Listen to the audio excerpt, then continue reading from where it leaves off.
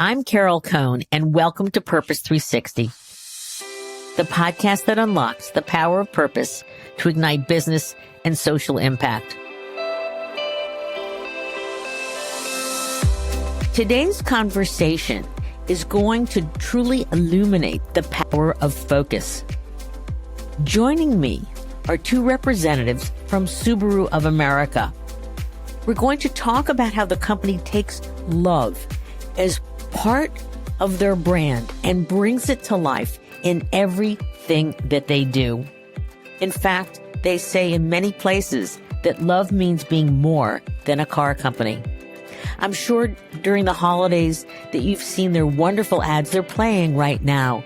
It's the Share the Love event, now in its 15th year. Subaru donates $250 to someone who will buy or lease a car, and it's that purchaser who decides, where does it go? Does it go to the National Parks Foundation?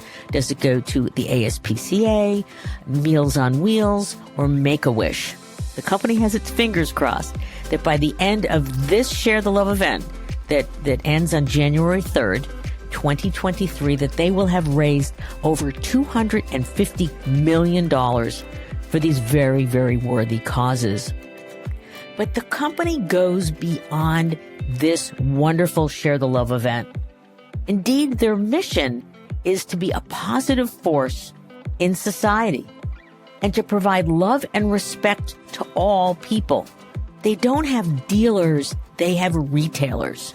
And they work with their retailers in many, many very special ways to provide love and incredible service, incredible vehicles, incredible and community engagement to bring their love promise to life.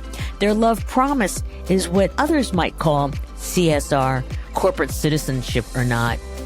Their love promise is truly how they engage in 5 major ways, and we're going to discuss that with Bridget Hanrahan, Associate Director of Marketing Operations at Subaru, and Shira Haaz, Corporate Responsibility Manager at Subaru.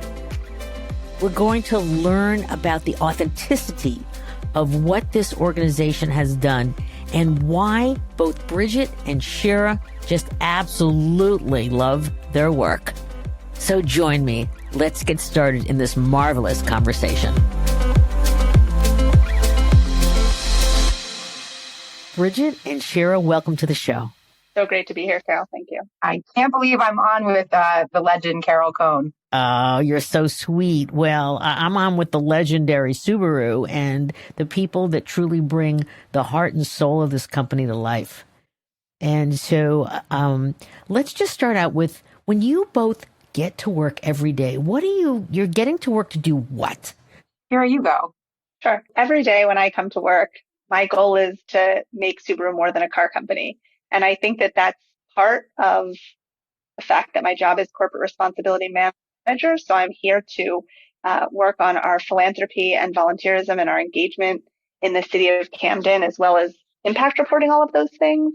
But it's also because that's what all of us here at Subaru are responsible for every day. Regardless what department you're in and what tasks you're responsible for, we all pride ourselves in making this company more than a car company. Yeah, absolutely. So my name is Bridget Hanrahan. I work in the marketing department. So I work on a pretty big range of different things. So I do product marketing and product launch.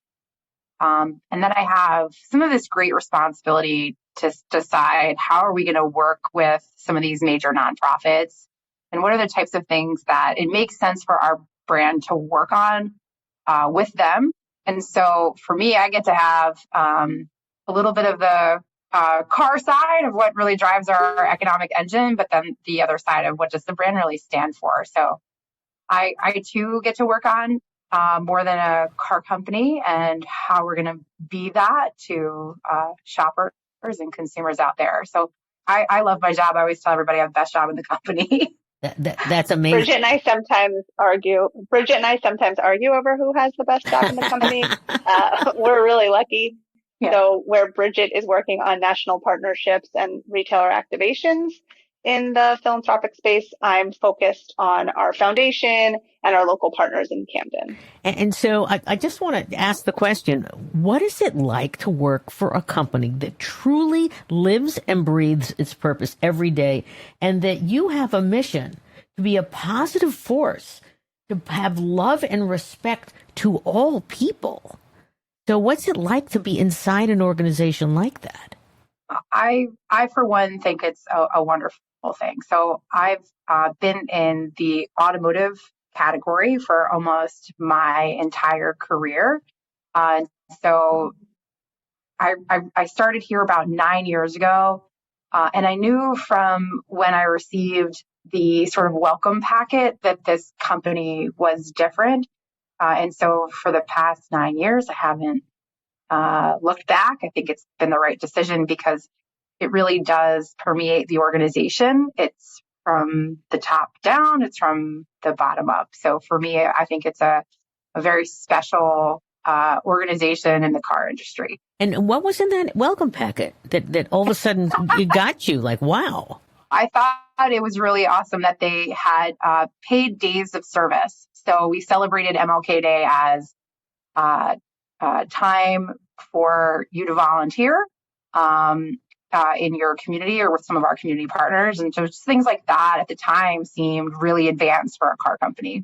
I echo Bridget's sentiments that I joined 9 years ago and never looked back, but I joined in a very different way. I actually was in the nonprofit space right before this and was working at a partner of Subaru. So I had professional colleagues who were here at Subaru, and I wanted to take the leap into corporate, and I looked around at all of the different brands that I interact with. I happened to own a Subaru at the time, and I made a very short list of companies I would be interested or willing to work in, and Subaru rose to the top, and it was amazing. Fate just worked out for me, and I had a contact, and I said, I want to meet somebody there, and he said, don't worry about meeting anybody, just apply to this job.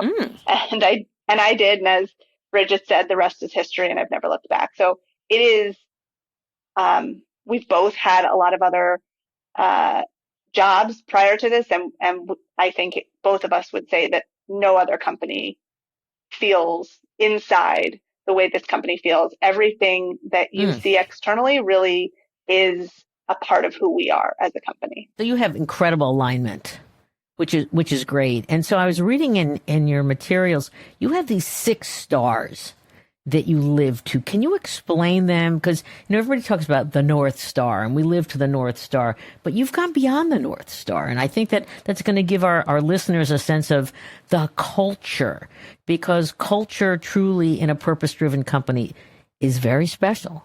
I think that the first thing to understand about these 6 stars is that they are not just something that we hang on the wall or put in the impact report. They really are what drives us as employees. We have evolved, and we now do 3-day welcome training with our employees where they learn about all different parts of the company. And day 1, the love promise, I actually present with Bridget and her team about what makes us more than a car company. So these 6 stars become a piece of your job, a responsibility of your role at Subaru from the first day of training. And the 6 stars are to make yes be your North Star, to be a shining example for others, provide light in darkness to lead the way, be the star of someone's day, celebrate the entire constellation, and shine brighter every day.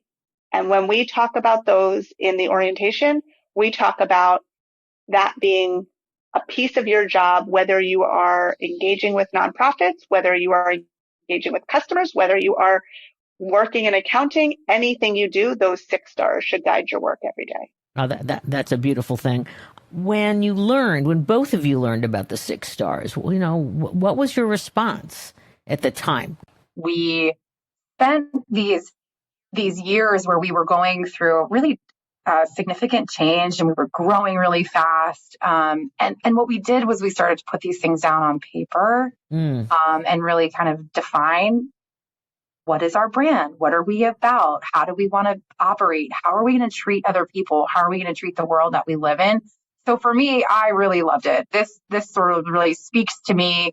It's part of why I've stayed and grown along with this company and evolved in, the way I contribute here. So I love it.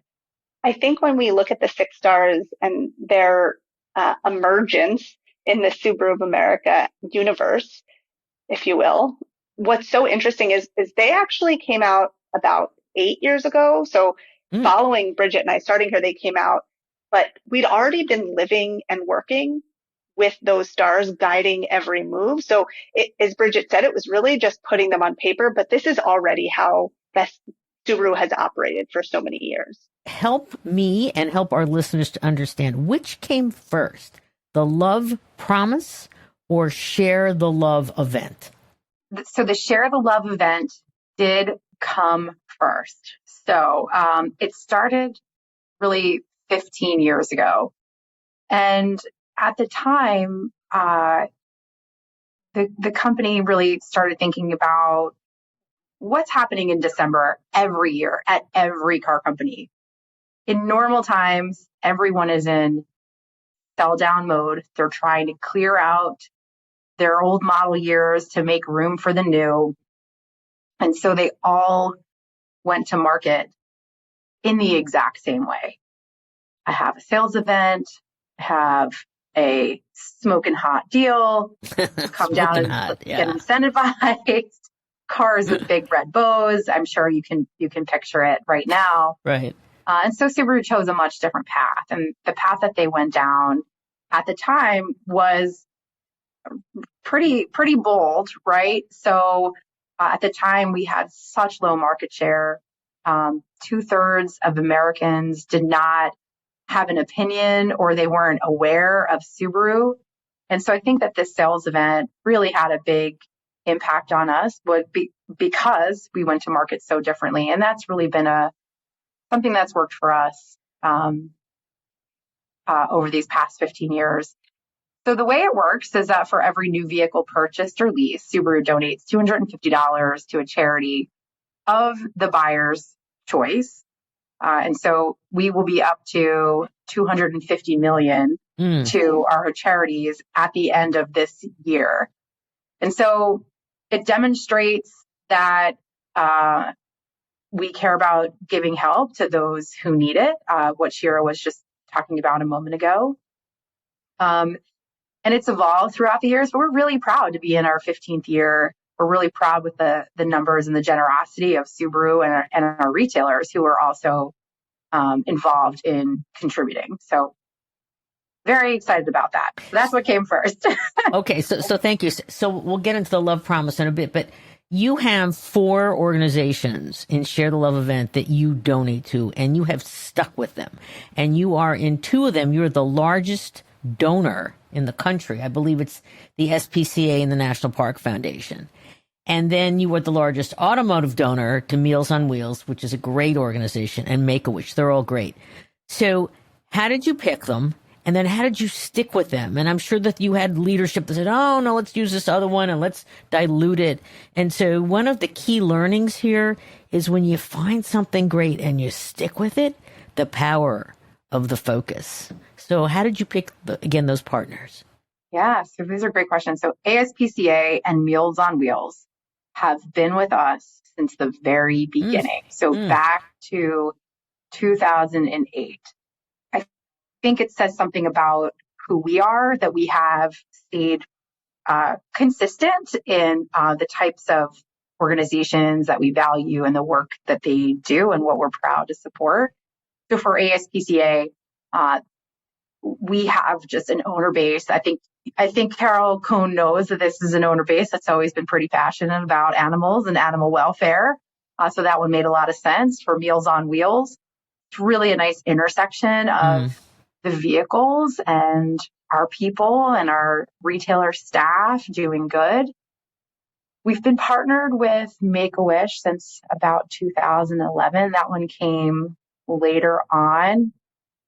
And then the most recent one is National Park Foundation. And so we've been partnered with them since 2014. So right before their centennial their big centennial celebration. And for that one made a lot of sense for us. Our owners were sending us lots of user-generated content about themselves and their cars and visiting parks and into these most beautiful places in America. And so knowing that our owners loved parks, it made a lot of sense for Subaru of America to show our support for those places too and keep them protected. Yeah, and you talk a lot about, there's various segmentations that car companies do, and they go depth and depth and depth, but you really focus on an experience seeker. Yeah. And I just saw your ad, by the way, for the Outback Wilderness. Whoa! I mean, that's not even an ad. It's like a mini doc. It's like over 3 minutes, and it's like, oh my God, the off-roading I'm scared. I'm seeing all that up the rocks and down the slopes and in the water. But talk about these experience seekers and how you have truly tied to them to create love, true love in a brand. They're so cool. I always say they're the type of people I wish I could hang out with like all the time. Yeah, that'd be fun. The way to sort of understand it is that these are people who are passionate about their vehicles because we build capable, adventurous, versatile, safe, and vehicles that last a long time. And so if you have that, it enables you to go out and live a bigger, richer, more fulfilling life, right? And so they express that back to us about how they feel about their vehicles and how they feel about the Subaru brand in that word, love. That's the origin story, is that the owners told us this. And so we then tell our brand story, the love story, through the lens of our owners. That's where it all started. That's how the Love Promise came to be. These people, there's some common threads to them. They love their products. They care about the environment. They care about discovery and new adventures and new ideas. They care about the environment. They care about animal welfare. So these are folks that we tell our story through their lens. It's a beautiful thing. It's really, you don't have to make it up. It's so authentic. And, you think about all the automotive industry and how everybody wants to have everybody and they want to have love. And there's just, you can't advertise your way into it. Now, speaking of ads, so I want to talk about an ad that I saw recently from you, which broke my heart. Oh, God, I was like almost crying. It was Underdogs. And it's such a beautiful story of, so why don't you tell it? Because it'll make me cry. Sure. So we just finished our third year of a campaign we call the Underdogs. And we think that this is really special. So we've been obviously out there supporting ASPCA and animal welfare and doing countless adoption events to clear out animal shelters. We've been doing that since 2008. But recently, over the past couple of years, we started to learn new information, and that was that there's animals that are easy to adopt and there's animals that are difficult to adopt. And so these are animals who are older, animals who have some kind of limitation. Maybe they're deaf, maybe they have 3 legs, or they're blind. And so we really wanted to shine a light on these harder to adopt animals. And so you got to give it up to our ad agency. They called them the Underdogs. And so what we do is we shine a light on these animals that we want to help get adopted out of the shelter to make a great companion. And so we've been doing that for 3 years. Our retailers join us in this. They host adoption events, typically all October long. And so pretty soon here, we'll have all of the reporting back from all of the different animal shelters that we worked with, and we'll be able to tell you what that total number is of all the animals we helped get adopted out, and specifically how many underdogs we helped get adopted out. Yeah. And again, to our listeners, it's like when you go deeper and you stay focused, and then you found the underdogs, the dogs that, they need a little, the kind of the wheels in the back because their back legs don't work, but they're so adorable. So adorable. And, and they make great family pets. Yeah. So let's now turn to the Love Promise. You've got the 5 pillars. And as well, I want you to talk about your hometown of Camden, because Camden's a very special city and you've shown a lot of love to Camden. Subaru knows that anyone can face a tough road in this life. And so it's why we think about the things that our owners care about most. And so we do these actions through our love promise. So here's how to describe it. It's our vision to show love and respect to all people at every interaction they have with Subaru. So together with our retailers, we're dedicated to making the world a better place. And so for that, we have 5 pillars. And these pillars are based on, again, what our owners care about. The first one is Subaru loves the earth. And so we act sustainably today to make sure that this community that we live in thrives tomorrow. So we've got a lot of things that we do under that pillar. The next pillar is Subaru loves to care. So this one really speaks to health and wellness and the medical space. And we like to say, if people are facing an illness, showing that support can make a big difference. So can we accomplish everything? Are we here to do the moonshot? No, but we are here to show up and show support. For Subaru loves to help, this is a pillar where there's so many activities happening between our retailers and the community that they live in. And this really captures it all, that helping others is the key to a strong community. You need a strong community if you're especially if you're a car retailer. So these are the types of things, that would live on that space. The next one is Subaru Loves Pets, which we've talked about. They provide love and companionship to millions of people. And there are just millions and millions of companion animals entering into the shelters. And we believe at Subaru, we have for many years, that all pets deserve to find a loving home. And then we have Subaru Loves Learning. We believe a good education can lead to a better life. And so we support causes and initiatives in that area. And then, of course, the last one we've already talked about is the Subaru Share the Love event. So this is very much a way we bring our love promise forward, is through our year-end sales event. Bridget really took us through the love promise pillars, and they present themselves, as Bridget said, as our way to give back to the community, both through our retailer partners, which is what Subaru calls our dealerships, but also in everything we do. So I work with our employees across the country and here locally at our headquarters to bring those activations or those pillar areas to life. So every partnership we build locally is also focused on delivering on each of the love promise pillars. So each of the pillars that Bridget described is tied to a specific time of year, or a specific month. And during that time of year, we create volunteer activities, again, locally here in Camden and for our offices all across the country to help get our employees engaged and also to just further our ability to give back. So we have really had some exciting partnerships in this space. Examples are Loves Learning. Right now, our national partner is adoptaclassroom.org, and we worked with Adopt a Classroom and the Camden School District to adopt hundreds and hundreds of students in the Camden School District and adopt their classrooms to help them purchase much needed supplies. And for pets, Bridget just talked about Underdogs.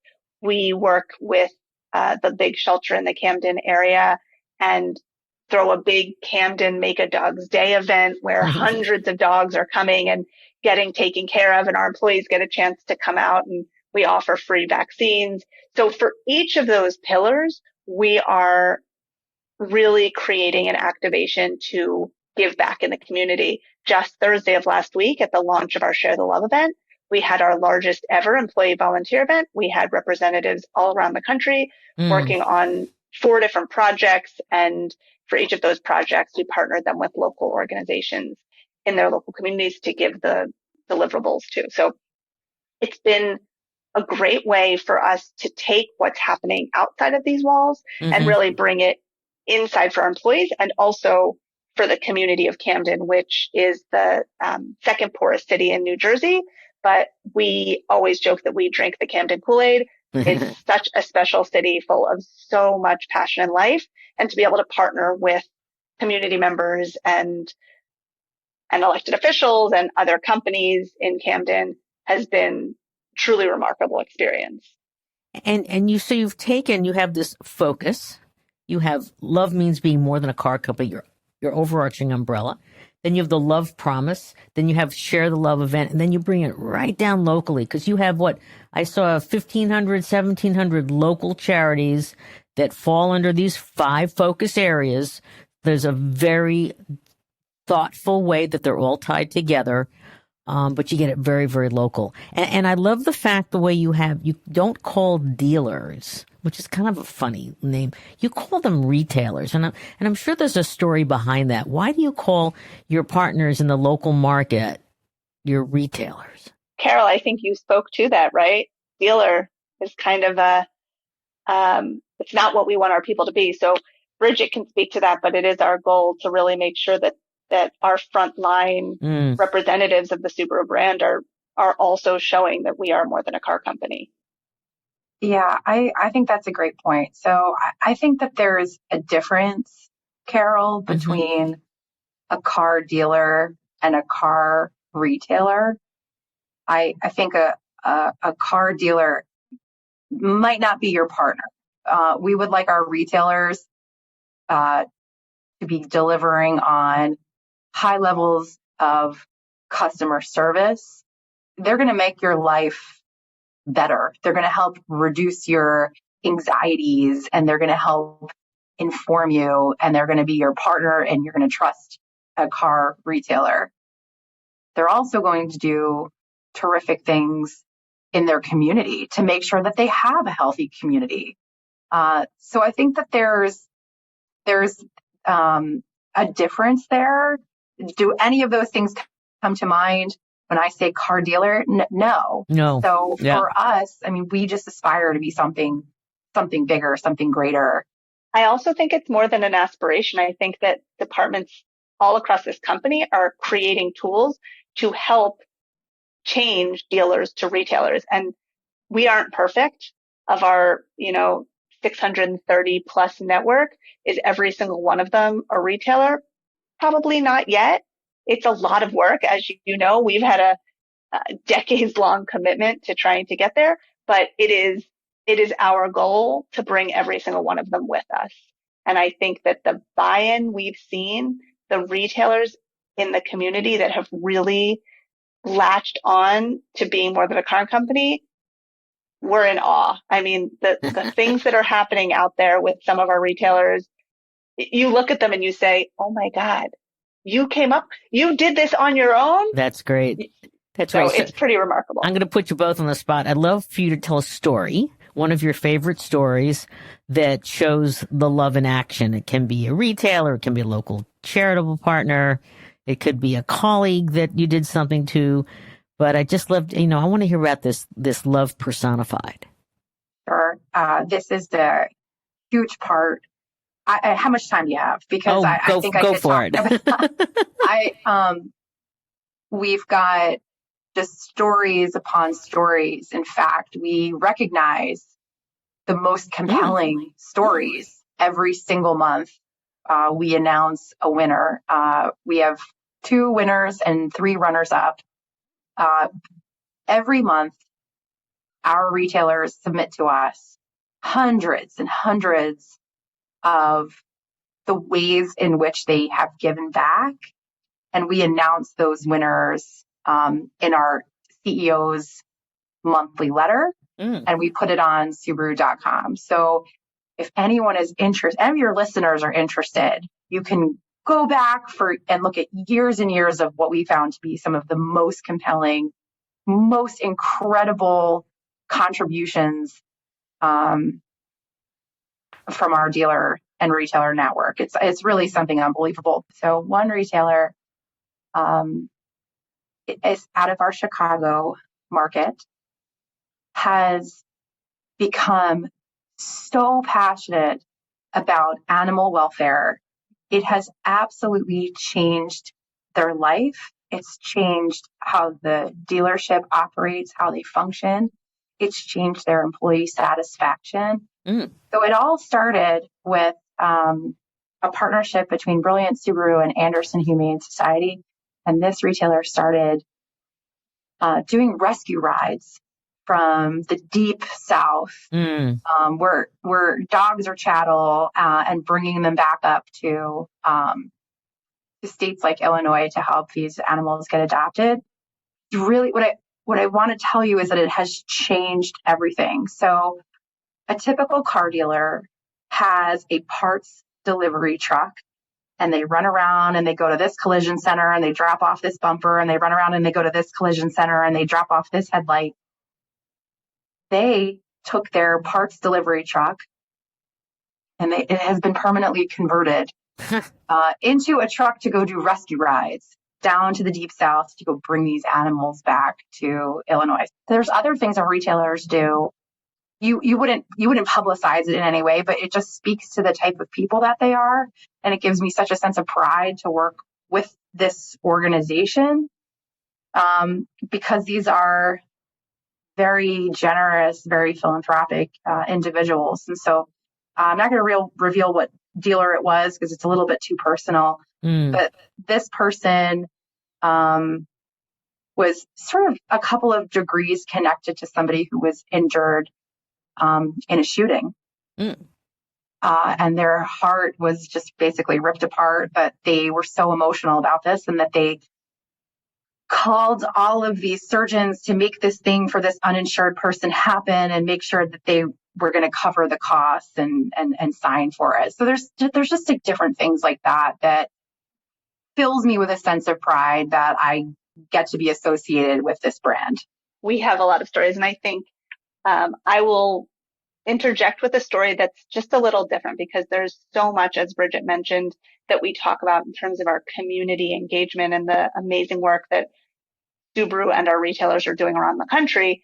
But I think that what is often less considered is what our own employees are doing outside of those public pieces. So an example that really has been amazing to watch is that we have some product that would need to be crushed based on some production reasons. We had some product that needed to be crushed, and I didn't even know it existed. I didn't even know what was going on. And people who worked in distribution called me on the phone and said, "It feels like this is wrong. It feels like we shouldn't be doing this. Can we figure out something else to do?" And so from that random call, we have built a program that has impacted hundreds of first responders and hundreds of thousands of individuals. And so it's an example of really how much the love promise permeates our culture, that everybody is looking for how to do right first. Maybe it's more work. Maybe it involves a lot more emails or it takes more time, but everybody at Subaru is focused on doing good first. I love that story, and I love it when you are so deeply and authentically embedded in the purpose within the company. One of our clients is Whirlpool, and they had something similar happen. They had these dented refrigerators, and they were going to get crushed, to your point. And one of the employees said, "Why don't we take these to places like shelters and fill them with food?" And they're called feel-good fridges. And, you know, when it bubbles up, you have the authenticity and it bubbles up from the base. And then it's just doing the right thing, which unleashes the potential, the creativity of employees that, you know, they just want to continue to give more and more and more. And I think one of the things that's so interesting about the example I gave, and likely the Whirlpool example you gave as well, is the idea isn't, let's do this thing because it'll be a good press opportunity or because, you know, we can talk about it. It's really because we want to do the right thing, and it might cost us a little more money or it might take a little more time. But at the end of the day, it all is furthering the mission of Subaru to be more than a car company. And it really, ultimately, when you bundle it all together, is what makes us different, because it's so authentic, because it's at every piece of our company. It's just beautiful. I'm curious about, obviously you work with a lot of local charities. Have you had other corporates who have said, I would love to amplify something that you're doing because it's so terrific? I'm just curious that you must get those. The question is, what do you do with them? And is there one that has come to fruition that you say, hey, it's been a great partnership? I think a partnership that my team has that happened in a pretty nice and organic and authentic way is probably our relationship with REI Co-op. We met them through both being partnered with the National Park Foundation, and I think that we share a lot of the same values, certainly around who we were partnered with on the environmental side. And so we've been in a partnership with them for many years, and that continues to be going strong. And I can add in, if it's okay, Carol, just another example on a much more micro level, maybe for a company that, from somebody that might be listening that doesn't have the ability to create a national partnership with REI. Here in Camden, we actually created a partnership with all of the other, what we call anchor institutions here in Camden. So we have a number of really great national companies headquartered in Camden, one being Campbell Soup Company, and a few other really great, the local sports teams and otherwise, who have offices in Camden. And I really was able to bring together a group of corporate leaders to say, we all want to do good in this community. How can we make sure that we're doing the most good? So we've created a corporate impact group where we are not vying for, again, this is not about which company can do more, be in the local paper. We're all thinking about what we can do together to give back to the community. And so on a much more micro scale, there are ways, even if you are a smaller company, that you can create more good by partnering. Well, that's wonderful. That's really wise. I've got a few lightning questions for both of you. These are easy. So, we've got lots of young people and we've got lots of CSR and purpose professionals listening to this. So what resources, such as news outlets, podcasts, books, do you turn to for inspiration and information? There's this email that comes out called Cone on Purpose. You might have heard of it, but I like that one a lot. Thank you. I appreciate that. You didn't have to do that, but thank you. Okay. But any books or any podcasts or things like that you listen to? I try to read and consume now anything that I can and find on the topic of purpose or social impact. I follow Cone on Purpose, of course. I also follow Engage for Good, things like that. Mm-hmm. It's now emerging as a business degree, which again, this is so wild that this stuff didn't exist. I think when we got started in this space. The last thing I read was Deep Purpose, The Heart and Soul of High Performance Companies by Ranjay Gulati. I thought that was a great book. It's been a couple months though, so please don't ask me to write anything from it.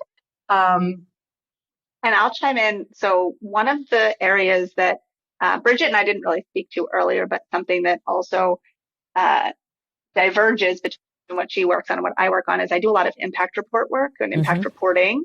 And so an area that I've been consuming information about, like mad, is really like the ESG space and how ESG plays with corporate responsibility and corporate purpose. So I've been, everything from, the Harvard Law School Forum on Governance to, like Bridget mentioned, Deloitte, McKinsey, and KPMG all put out regular newsletters and white papers. And so I think that those are areas that have been really important to learn about. Some industry groups, a great piece of advice is to join industry groups and partner with other people who are learning this field. Even if you are getting a degree, there is so much you don't know until you get in the space. And I was lucky enough to have hands-on nonprofit experience prior to coming in. But one of my favorite blogs, and I don't know if you guys have the chance to read it, is Nonprofit AF.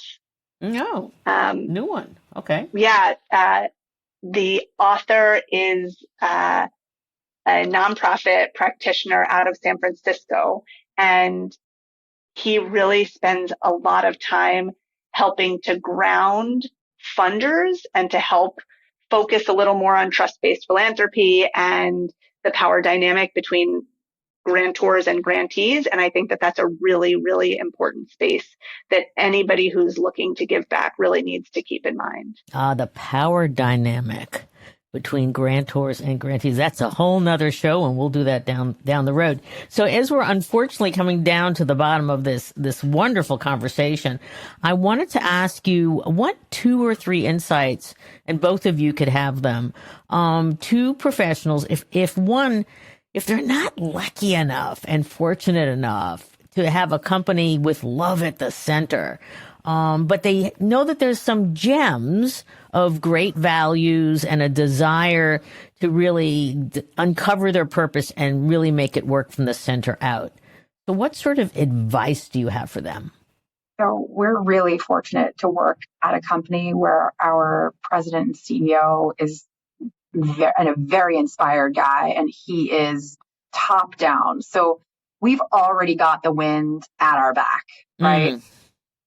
But some advice that I would give, and it's something, please, I've learned the hard way, is you really have to know when you're walking into a room with an agenda, who are you trying to persuade? What are you trying to persuade them to do? What are the hot topics that are on their mind that they're worried about? These are probably people with big roles and big decision-making authority.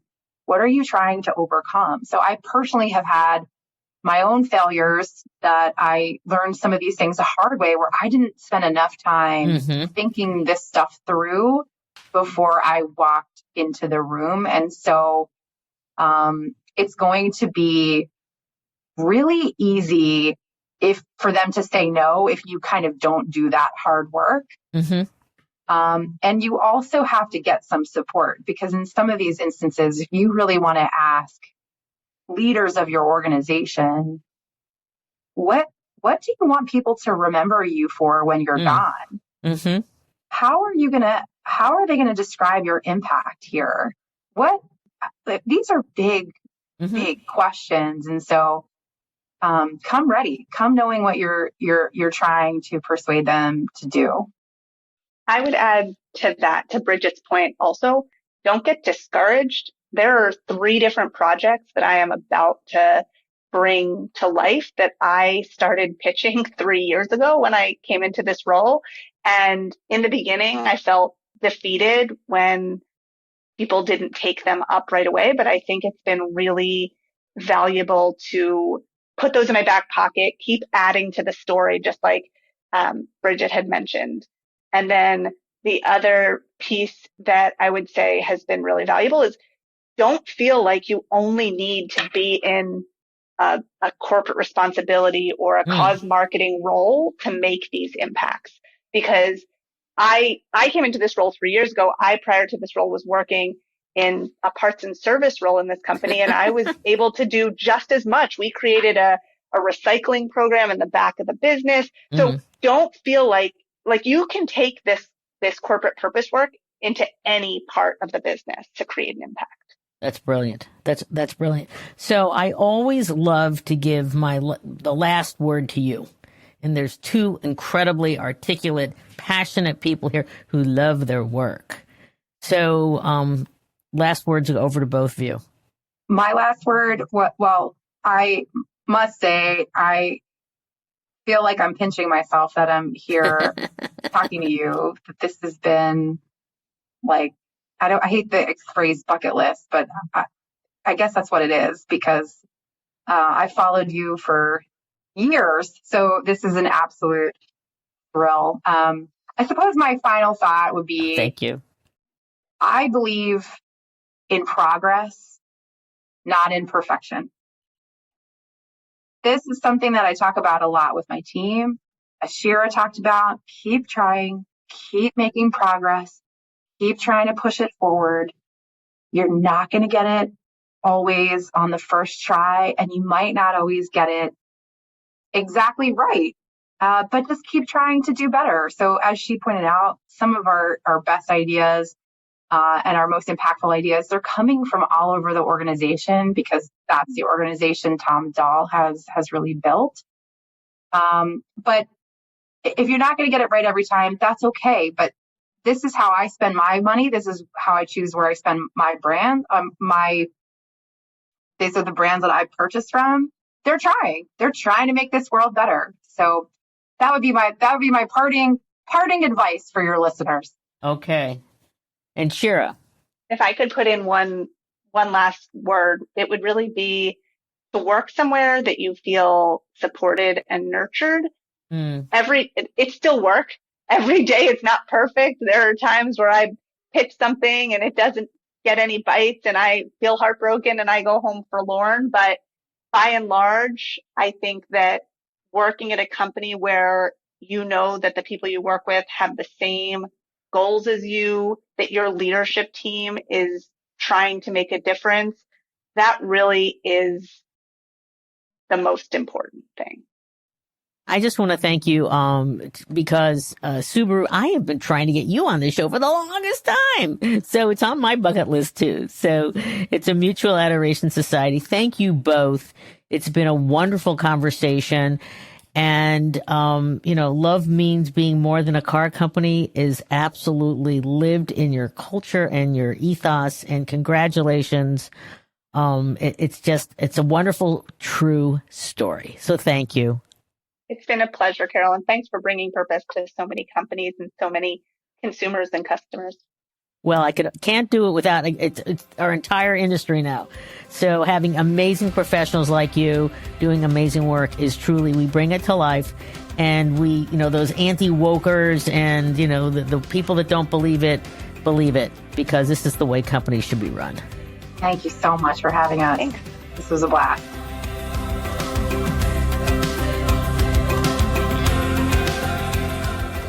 This podcast was brought to you by some amazing people, and I'd love to thank them.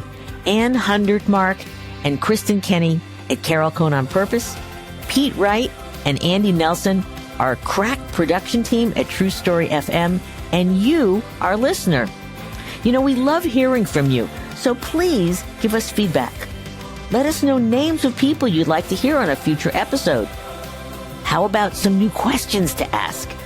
And also, please rate and rank us, because we really want to be as high as possible as one of the top business podcasts available, so that we can continue exploring together the importance and the activation of authentic purpose.